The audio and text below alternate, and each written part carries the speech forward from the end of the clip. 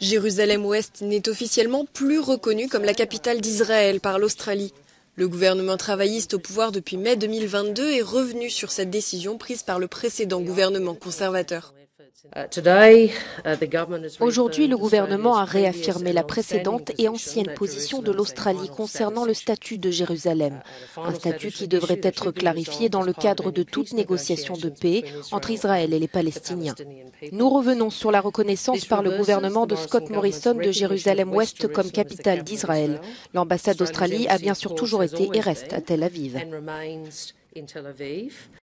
Le Premier ministre israélien Yair Lapid a dénoncé le manque de sérieux de la décision australienne et réaffirmé que Jérusalem était la capitale unique et éternelle de l'État hébreu. Le ministre palestinien des Affaires civiles s'est quant à lui félicité de l'annonce de l'Australie et de son soutien à une solution à deux États, Israël et Palestine.